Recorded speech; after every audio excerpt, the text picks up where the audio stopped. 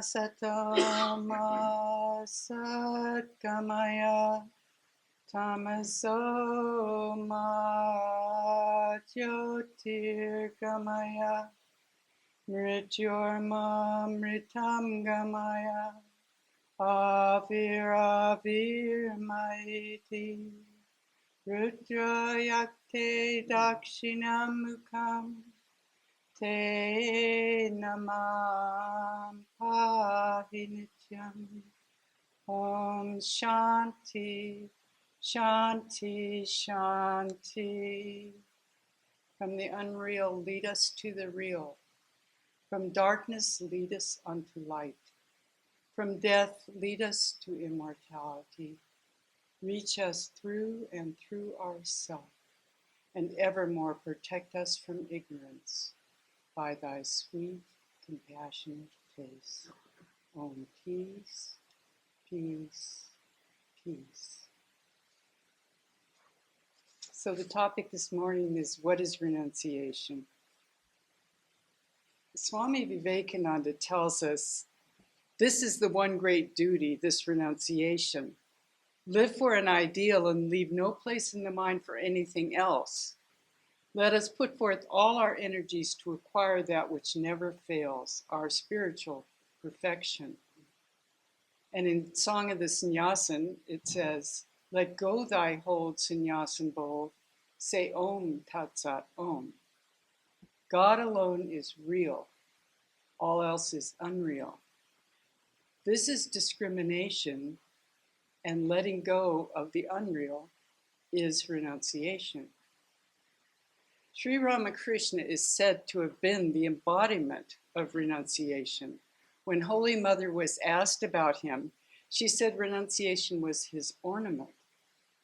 But we don't see in him a dry sadhu living in a cave away from people. No, we see a holy man who is full of joy, love, and bliss, living with others joyfully. What is renunciation anyway?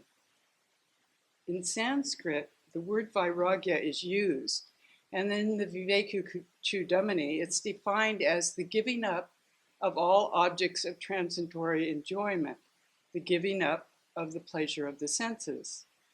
Vairagya is also said to be the absence of worldly passion, freedom from desire, indifference to worldly objects, and renunciation of the fruits of all actions. Sometimes another Sanskrit word is used, the word tyaga. This word is defined as quitting a place, or giving up, or even sacrificing one's whole life. Even in the English dictionary, it tells us renunciation is giving up something, letting go, usually by making a formal declaration, for example, taking monastic vows. Is it really giving up? Or is it rather an assertion of our real divine nature? I'd say it's both things. Although one may consciously try to practice renunciation by giving up things or attachments, the neti way, the not this path, it seems to me that real renunciation comes as a natural thing when love of God grows. The asti, this. As our yearning for God increases, our interest in things of worldly life decreases. What happens is, as Sri Ramakrishna says, the further one goes toward the east, the farther one moves away from the west. It happens naturally. It's said that 4 things are needed in spiritual life: discrimination, renunciation, the 6 treasures, which are sama, calmness, detachment of the sense organs from the objects of the senses, dhamma, withdrawal of the sense organs and perception into their centers, uparati, forbearance, titiksha, faith in the scriptures and words of the Guru, shraddha, and concentration of the intellect on Brahman, samadhanam, and yearning for God. Actually, it's perhaps this last thing which is the most important, mumukshutva. yearning for God. Because if we really have that, the other necessary qualifications will follow naturally. If we really want God, we will be led into practices that will lead us toward God. And the renunciation of other things which may lead us away from God will fall away naturally. Sometimes it takes time before the desire for God arises in us. We have to get many blows from the world first. Swamiji says, plunge into the world. And then after a time, when you've suffered and enjoyed all that is in it, will renunciation come. Then calmness will come. So fulfill your desire for power, for everything else. And after you fulfill the desire, will come the time when you will know that they are all very little things.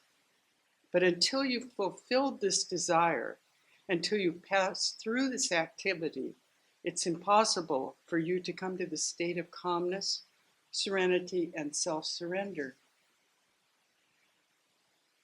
I remember once just suddenly looking at my life and thinking, I've done this thousands and thousands of times. I've done the same thing over and over. It's like going up in a plane and looking down on the buildings and the people, all so much alike, all living their lives, all having traumas and joys. I felt like I just didn't want to live like that anymore. No more. For me, it was a sort of a sudden aha moment. And my life also changed drastically at that time. So what is to be renounced? Lust and greed, Sri Ramakrishna says, and also a thirst for name and fame, position, the thirst for power. These are the things that bind us to our egos and to our bodies. Renounce them and let them go. Thine only is the hand that holds the rope that drags thee on. Song of the Sannyasin tells us. What did Christ say? He that loses his life for my sake shall find it. Again and again, the great ones teach us renunciation, the way to perfection. There comes a time when the mind wakes up from the long dream. The child gives up its play and wants to go back to the mother. It throws down its toys. It finds the truth of Yayati's statement, desire is never satisfied by the enjoyment of desires. It only increases the more, as fire when butter is poured on it. But like Yayati, who was even given the youth of his son so that he could enjoy more before he could renounce, many of us need to enjoy before we reach that point of renunciation. Ramakrishna tells us that there are various degrees of renunciation. He speaks of monkey renunciation, the Markata Vairagya. A man, troubled by distress at home, puts on an ochre cloth and he goes away to Benares. For many days he doesn't send home any news. Then he writes to his people, don't be worried about me, I've got a good job here. Sri Ramakrishna also tells us about a strong renunciation and feeble renunciation. Feeble renunciation is a slow process, he says. One moves in a slow rhythm. Most of us are in this category. But intense renunciation, he says, is like the sharp edge of a razor. It cuts the bondage of Maya easily and at once. He tells the story of two men who were farmers in a land where there was drought. One farmer was very stubbornly minded. He took a vow he wouldn't stop digging until the channel connected his field with the river. His wife and his daughter came and said, you're always overdoing things. Come now and eat. He replied, what? The crops are dying.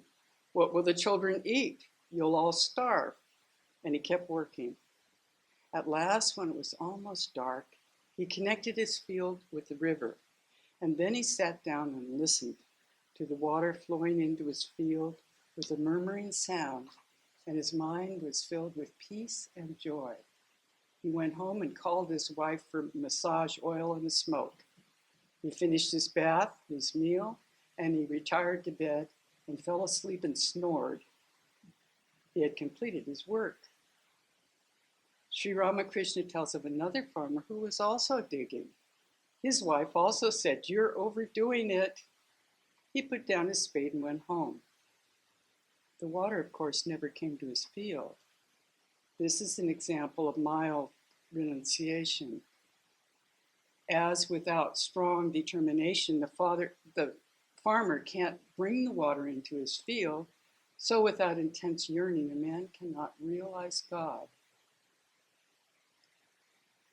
A certain woman said to her husband, "So-and-so has developed a spirit of great dispassion for the world, but I don't see anything of the sort in you. He has 16 wives, and he's giving them up one by one." The husband, with a towel on his shoulder, was going to go to the lake for a bath, and he said to his wife, "You're crazy. He won't be able to give up the world. Is it ever possible to renounce bit by bit? I can renounce. Look, here I go." He didn't stop to settle his worldly affairs. He left home just as he was, the towel on his shoulder, and he went away. That's intense renunciation. It's said that at one time the priests in the Kali temple became jealous of Sri Ramakrishna and asked him to leave. And Sri Ramakrishna calmly put his chadar over his shoulder and began to leave. When Matra Baba saw him going, he ran after him saying, Father, we didn't mean you were to leave."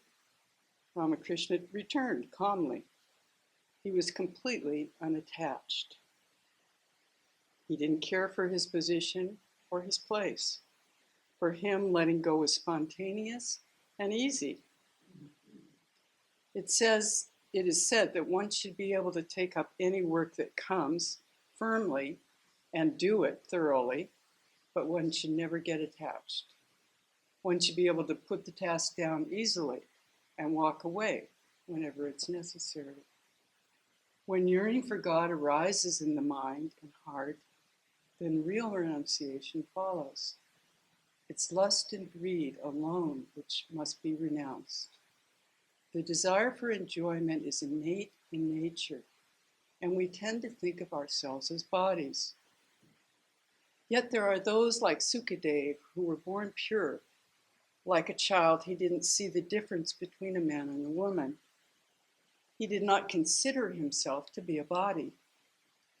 As a young man, Sukadeva was passing where there were some women bathing. They ignored him and went on bathing. A little later, Vyasa, an old man, passed by, and immediately they cried out, grabbed their clothes, and covered themselves. When somebody questioned why the women allowed the young man to pass and ran away when the old man came, it was explained that Sukadeva had no body consciousness, so the women weren't the least bit concerned. This is living free. Even the idea of sex or body can be given up. It's said that once Swami Vivekananda was caught walking in front of a mirror and he was studying himself in the mirror. And one of his disciples thought, just see, he's admiring himself. He was a very handsome man. When asked what he was doing, he replied, "You see, when I look away, I can't remember I have a body. And when I look again, I see that I do have one." We, on the other hand, are so attached to our bodies that we often forget to think before we act. We can't remember that we have a mind, what to speak of spirit. We're very attached to our body image. If I see a little wrinkle coming here, I fret about it for days, every time I look in the mirror. If a gray hair comes, I pull it out, or I run for the hair dye. It's desire for enjoyment that binds people to the body idea. But Thakur says, once a man realizes God through intense dispassion, he's no longer attached to anything. Even if he leads the life of a householder, he's free from fear and attachment. He says, suppose there are two magnets, one big and one little. Which one will attract the iron? The big one, of course, it has a stronger pull. Sri Ramakrishna was married, and yet he had no lust. He viewed Holy Mother and all other women as the Divine Mother herself. And yet, what remains to us if this theory involving giving up life of the senses as we know it, what else do we mean by life? If we give all this up, what is left for us? Renunciation does not mean you have to give up everything externally and move to a convent or a monastery. Even there, a person can be attached. Holy Mother once scolded a monk and told him he'd made an ashram just like his own home, with his job position, his possessions, his room, his friends, etc. Attachment is in the mind, not in the place. Is your mind peaceful? Swami Vivekananda tells us religion consists in realization. We all know that nothing will satisfy us till we know the truth for ourselves. However we may argue, however much we may hear, only one thing will satisfy us, and that's our own realization. And such an experience is possible for every one of us if we will try. The first ideal of this attempt to realize religion is that of renunciation. As far as we can, we must give up. Darkness and light, enjoyment of the world and enjoyment of God will never go together. You cannot serve God and mammon. Let people try if they will, Swamiji tells us. And I've seen millions in every country who have tried. But after all, it comes to nothing. If one word remains true in the saying, it is this: give up everything for the Lord. This is hard and a long task, but you can begin here and now and bit by bit go forward. It's said, where there is kama, desire, there is no Rama. Go and give all that you have to the poor and follow me, Christ said. Don't be afraid. See the lilies of the field, they neither sow nor reap, yet Solomon in all his glory was not arrayed like one of these. There was a monk, Abhishektananda. He actually was part of an order, a Christian order in India for some time. And he decided to renounce everything and go to the Himalayas for tapas. He packed a small bundle with him and a few coins for his journey to the mountains. God really blessed him. No sooner did he start out than his little bundle was stolen, and he was left with nothing. He had the sincerity and insight to realize that this was the way he should have gone in the first place, holding on to nothing but God. So he continued his journey joyfully. Everything in this world is fraught with fear because of our attachment. In this verse on renunciation, Bhartrihari tells us, in enjoyment is the fear of disease. In high birth, the fear of losing caste. In wealth, the fear of tyrants. In honor, the fear of losing it. In strength, the fear of enemies. In beauty, the fear of old age. And in knowledge, the fear of defeat. In virtue, the fear of scandal. In the body, the fear of death. In this life, all is fraught with fear. Renunciation alone brings fearlessness. Remember the line from the old Bob Dylan song, when you've got nothing to lose. But it's not necessarily by rejecting things that we reach freedom. Rather, it's by understanding what they really are. If we become really attracted to the ideal, we will advance toward our goal. It's not really that we choose to renounce, but rather that things fall away from us. Holy Mother tells us people find opportunity according to their fate and karma. The fact is, if one's time to go beyond the world is ripe, one will break all bonds and come.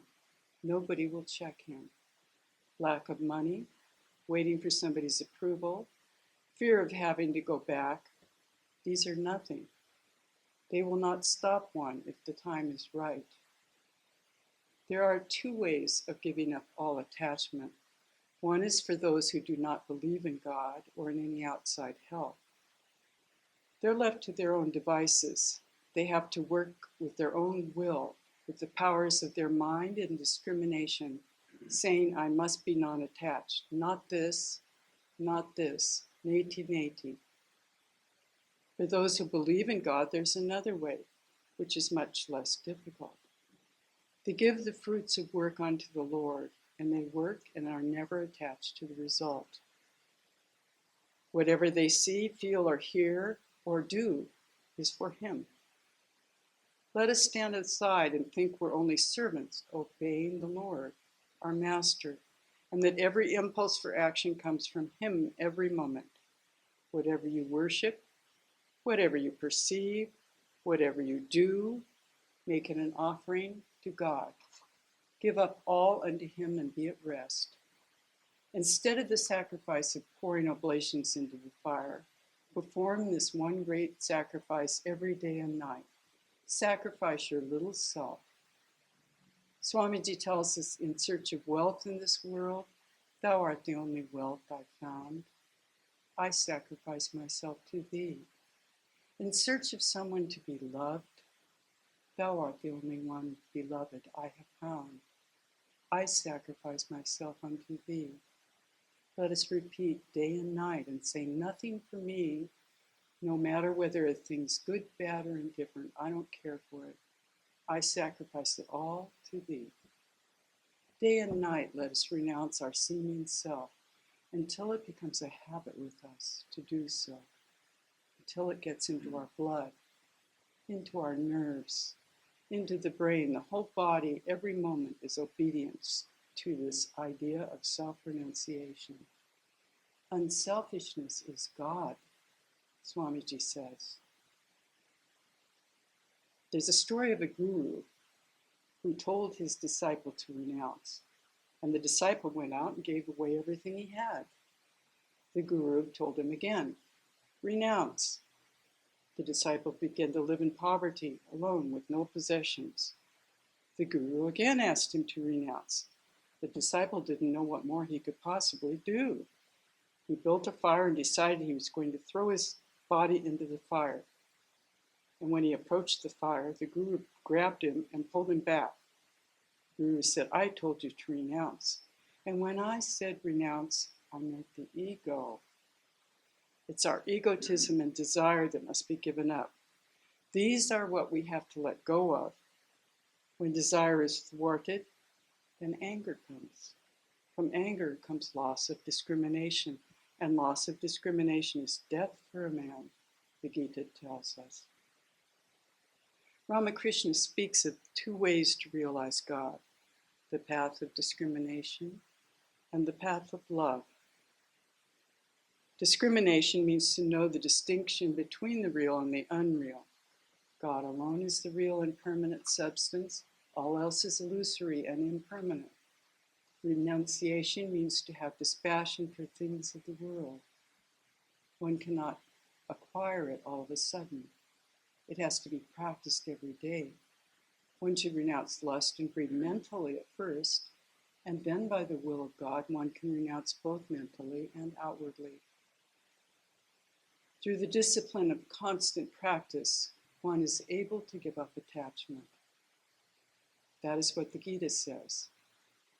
Then one can subdue the sense organs and bring anger, lust, and the like under control. The tortoise, when it pulls in its limbs, will not put them out again, even if you chop him up with an axe. Meditate on the ideal in the heart. Chastity, non-injury, forgiving even the greatest enemy. Truth, faith in the Lord. These are all different waves of the mind. Be not afraid if you're not perfect in all of these. Work, they will come. He who's given up all attachment, all fear, all anger, he who's taken refuge in the Lord, whose heart has become purified, will offer everything to him. Therefore, worship him through knowledge, love, and renunciation. Vairagya, or renunciation, is the turning point of all the various yogas. The karmi, worker, renounces the fruit of his work. The bhakta, the devotee, renounces all the little loves for the almighty and omnipresent love. The yogi renounces his experiences because his philosophy is that the whole of nature, although it is for experience of the soul, at last brings him to know that he is not in nature, but eternally separate from nature. Jnana teaches that the world should be renounced, but not on that account abandoned. To live in the world and not be of the world is the true test of renunciation. Like the leaf on the lotus abides on the water rolls right off of it. So the jnani philosopher renounces everything because his philosophy is that nature never existed, either in the past, the present, or the future. The world can't touch him.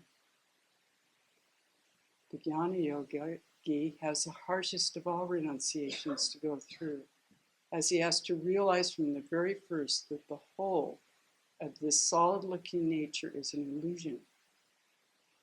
He has to understand that all manifestation of power in nature belongs to the soul and not the soul to nature.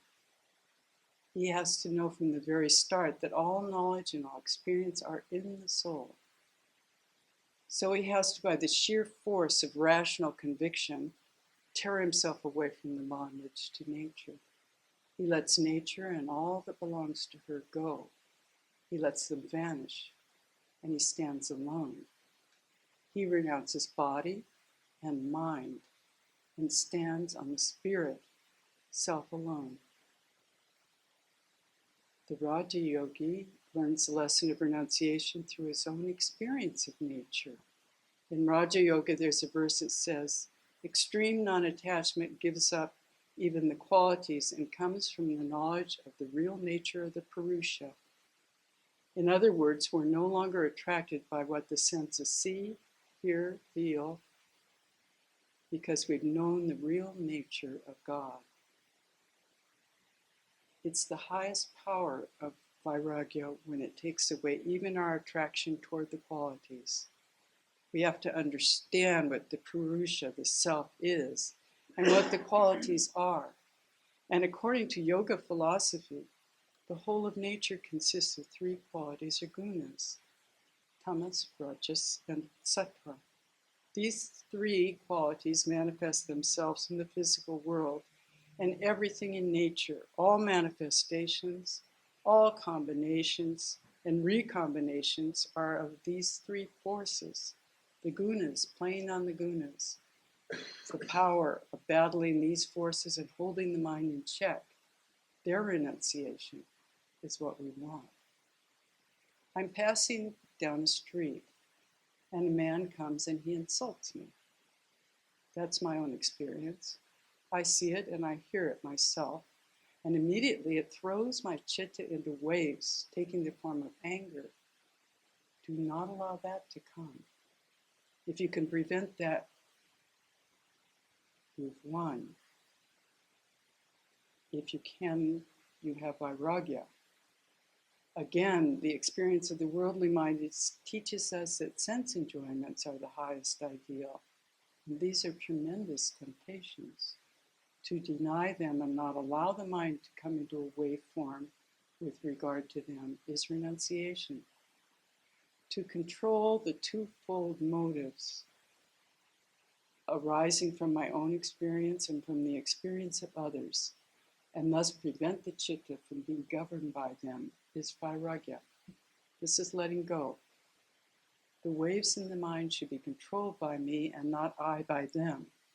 This sort of mental strength is called renunciation, and vairagya is the way to freedom, Raja Yoga tells us. But we have to start from where we are. Yes, we want God, but what's the path for us? Ramakrishna says we must live in the world like a mudfish. The mudfish lives in the mud, but itself remains unstained. Or live in the world like a man with a toothache. His mind is always on the tooth, no matter whatever else he's doing.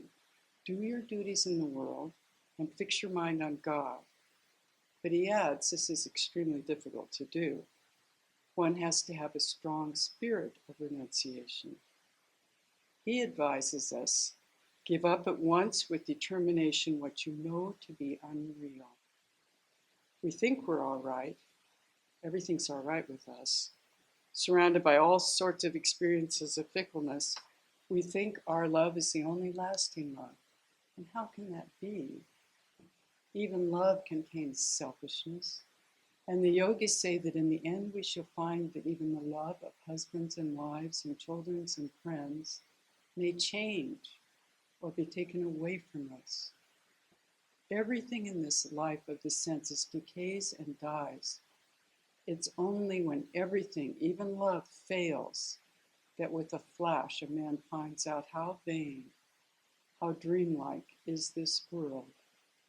Then he gets a glimpse of renunciation. He gets a glimpse of the beyond, what is beyond death, what does not change. That's our eternal birthright. It can never decay, nor can it die. But wait, what does this mean? Is there no lasting love? Yes, there is. Love is the one thing that doesn't perish. But this does not mean little loves. Love that's attached to body only will perish, because every body on this plane does decay and die. When one lady complained to Ramakrishna that she was having trouble meditating, he asked her, "Who do you love?" And she said, "I love my little nephew." He said, "Then see God in your nephew and serve him." The lady followed this advice and made great spiritual progress. You see, our little loves, the love of parents or children or man or wife, all this is just a reflection of a higher love. There's an Upanishadic statement. It's not for the sake of the wife that the husband loves the wife, but for the sake of the Atman that the husband loves the wife. It is not for the sake of the child that the mother loves the child, but for the sake of the Atman in the child. Actually, in the Bhakti scriptures, various relationships to God can be realized, and these are much higher, purer forms of the love we experience in ordinary life. For example, the relationship of friends, Arjuna to Krishna, or Vatsalya, the love of a mother for a child, as in the relationship of Yashoda to the baby Krishna, or Mary to the baby Jesus, or the Madhura Bhava, Radha to Krishna, lover to beloved. These relationships to a personal God are full of sweetness, and in these relationships one loses oneself, as it were, in the beloved. Once one of his disciples was talking to Ramakrishna, and he was trying to appear very advanced, and he was speaking high Vedantic truths. He went so far as to say he didn't love anybody. And Ramakrishna immediately said, "Oh, you dry person, you didn't even love your own mother?" No one can know what love is if they have not loved. The little loves are not really little. They are sparks of the divine love, which is infinite. It's we who limit and constrict our loves and make them small. The ideal of renunciation nowhere attains such a height as in the teachings of Vedanta.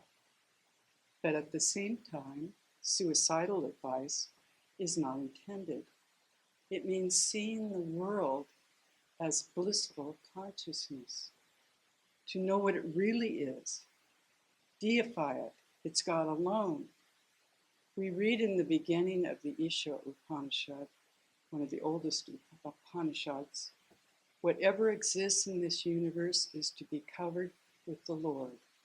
By this renunciation of the world, support yourself. We have to cover everything with the Lord Himself by really seeing God in everything. Thus we have to give up, let go of the world, And when the world is given up, what remains? God. What is meant? You can have your wife. It doesn't mean that you're to abandon her, but you're to see God in the wife. Give up your children? What does that mean? See God in your children. So with everything. In life, in death, in happiness and misery, the Lord is equally present. The whole world is full of the Lord. Open your eyes and see him. This is what Vedanta teaches. Vairagya is the very first step toward knowledge. Swamiji tells us in his lecture entitled The First Steps of Jnana, which appears in volume 10 of the Complete Works. It's the first step toward knowledge. The greatest help to spiritual life is meditation, jhana. In meditation, we divest ourselves of all material conditions and feel our divine nature. We don't depend on any external help in meditation. The less the thought of the body, the better, for it's the idea of the body that drags us down. It's attachment, identification, which makes us miserable. And that's the secret, to think that I'm the spirit and not the body. And the whole of this universe, with all its relations, with all its good, with all its evil, is but a series of paintings, scenes on a canvas of which I am the witness. We're always struggling to raise ourselves to that ideal. Every human being, whosoever, wheresoever he may be, has this ideal of infinite power. Every human being has an ideal of infinite pleasure. Most of the works we find around us, the activities displayed everywhere, are due to the struggle for this infinite power or this infinite pleasure. But a few quickly discover, although they're struggling for infinite power, it's not through the senses that it can be reached. They find very soon that infinite pleasure is not through the senses. In other words, the senses are too limited. The body's too limited to express the infinite. To manifest the infinite through the finite is impossible, and sooner or later a man gives up this attempt and learns to express the infinite through the infinite alone. This giving up, this letting go, this renunciation of the attempt is the background of all ethics. Renunciation is the very basis on which ethics stand. There never was an ethical code reached which had not renunciation for its basis. Ethics always say, not I, but thou. And its motto is not self, but non-self. The main ideas of individualization which man clings to when he's trying to find that infinite power or infinite pleasure through the senses have to be given up, say the laws of ethics. You have to put yourself last and others before you.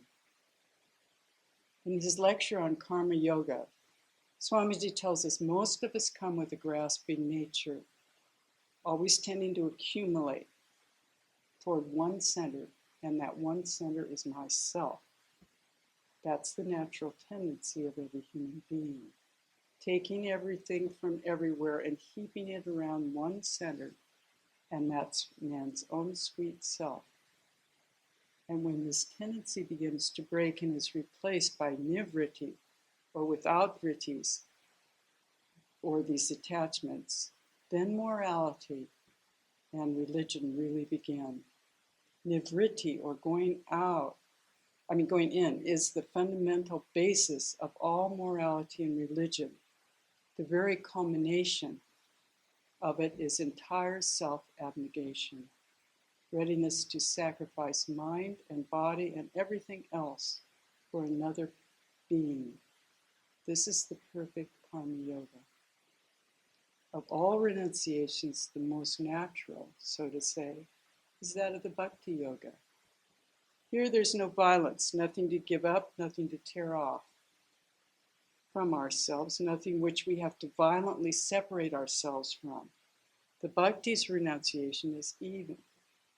smooth flowing, and natural as the things around us. The Gita tells us, he who hates none is the friend of all, is merciful to all, has nothing of his own, who is free from egotism, who is even-minded in pain and pleasure, from whom comes no disturbance, who cannot be disturbed by anything, who is free from joy, anger, fear, and anxiety. Such a one is my beloved. The worshiper says, thy will be done. He keeps nothing for himself, and he comes to the same point. The world is one thing, and God is another. And what they mean by the world is selfishness, and selfishness is God. First kill your little self, and then regard the whole world as your own self. What's the watchword of all ethical codes? Not I, but thou. And this I is the outcome of infinite behind, trying to manifest itself in the world. This little I is the result, and it will have to go back to join the infinite, its own nature. Every time you say, not I, my brother, but thou, you're trying to go back. And every time you say I and not thou, you take the false step of trying to manifest the infinite through the sense world. That brings struggles and evils into the world. But after a time, renunciation must come. Eternal renunciation. We must go to the reality, and renunciation will take us to it. Renunciation is the very basis of our true life, and every moment of goodness in real life that we enjoy is when we do not think of ourselves. The separate self must die.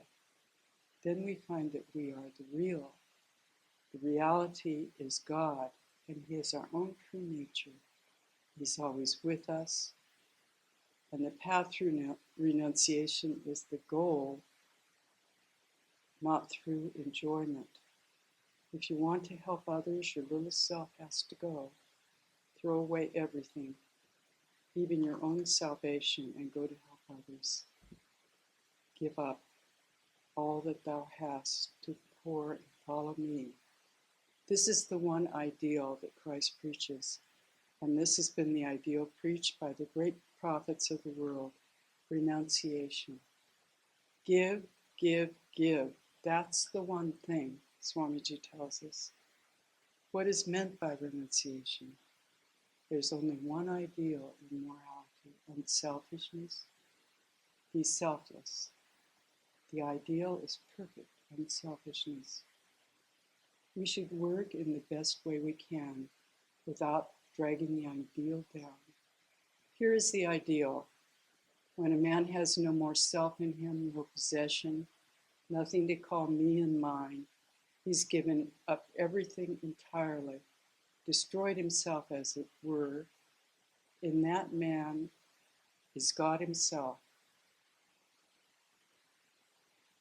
For his own small self is gone, crushed, annihilated, and that is the ideal man. We cannot reach that state yet let us worship the ideal and slowly struggle to reach the ideal. Though maybe with faltering steps, it may be tomorrow or 1,000 years, but that ideal has to be reached, for it is the only end, and it is also the means. To be unselfish, perfectly unselfish, is salvation itself, for the man within dies and God alone remains. I don't want to frighten you. The way may be difficult.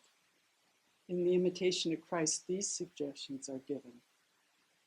There's 4 of them.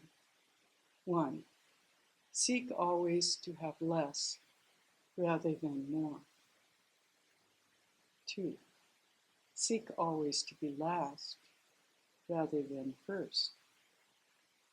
3, seek to do another's will rather than your own. 4, always know what happens is God's will and be at peace. Can we practice this? There's a poem by the famous Sufi poet, Rumi. Man, go and die before thou diest, so that thou shalt not have to suffer death when thou shalt die. Such a death that thou wilt enter into life, into light, not a death through which thou wilt enter into the grave.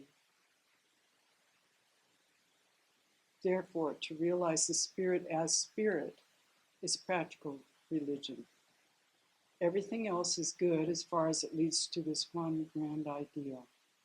The realization is to be attained by renunciation, by meditation, renunciation of all the senses, cutting the knots, the chains that bind us down.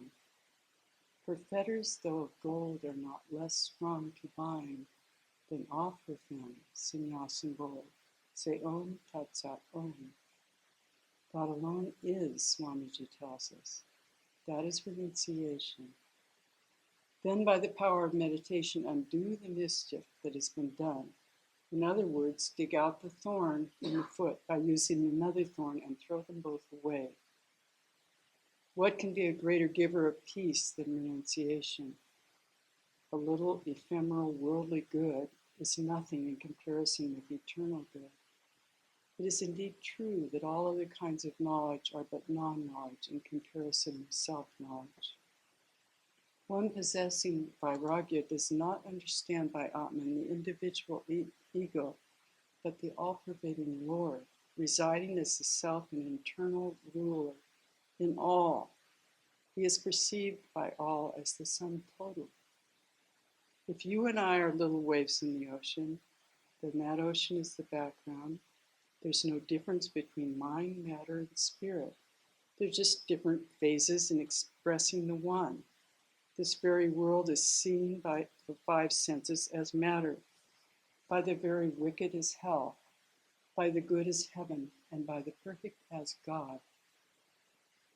The idea of renunciation and sacrifice is in all religions as a means to reach God.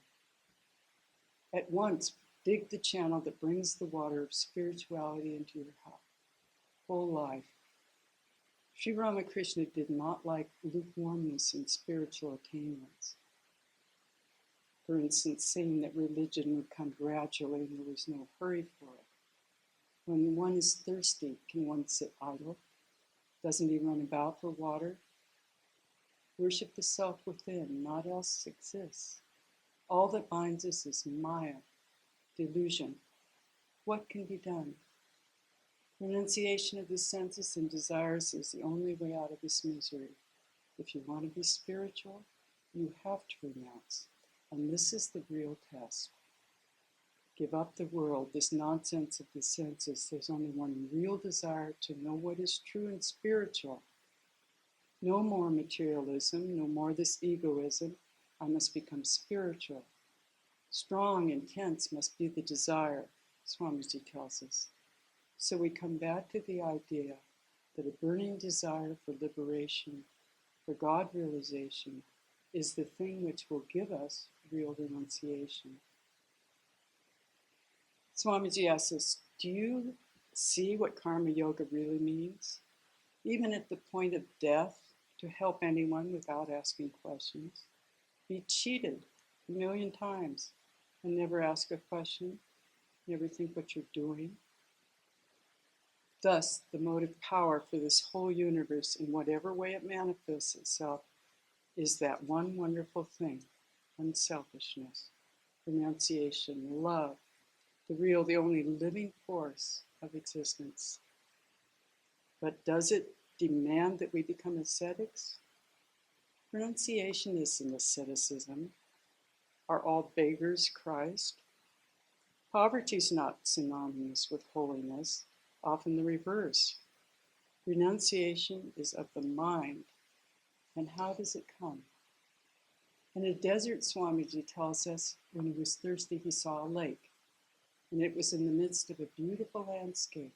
There were trees surrounding it, and the reflections could be seen in the water, upside down. But the whole thing proved to be a mirage. Then he knew that every day for a month he'd seen this, and only that day being thirsty. He had been able to learn that it was unreal. Every day for a month he would see it again, but he'd never again take it to be real. So when we reach God, the ideal of the universe, the body and so on will vanish. It will return afterward, but next time we'll know it to be unreal. This is the only work, to call upon man to awake, arise, and stop not till the goal is reached. This is renunciation. Chaga that is meant by religion and nothing else. Sri Ramakrishna says the essence of the whole Gita is understood when you repeat the word several times in succession quickly. Gita, Gita, Gita, Gita. It becomes Tagi. Renounce. The ideal man is he who in the midst of the greatest silence and solitude finds the most intense activity, and in the midst of that activity finds the silence and solitude of the desert. But we have to begin from the beginning. Take up the works as they come to us and make ourselves more unselfish every day. Thus, throughout creation, these two forces are working side by side. Where you find one, you find the other. The one is selfishness and the other is unselfishness. One is acquisition, the other is renunciation. One takes, one gives. From the lowest to the highest, the whole universe is a playground of these two forces. In renunciation lies fearlessness and peace. When we let go, we will find ourselves to be free. In Song of the Sannyasin, Swamiji writes, "Where seekest thou that freedom from? This world nor that can give. In books and temples vain thy search. Thine only is the hand that holds the rope that drags thee on. Then cease lament, let go thy hold, Sannyasin bold. Say Om, Tat Sat, Om."